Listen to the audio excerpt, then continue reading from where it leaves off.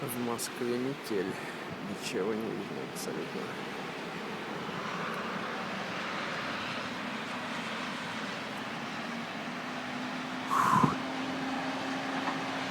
На расстоянии буквально 200 метров начинается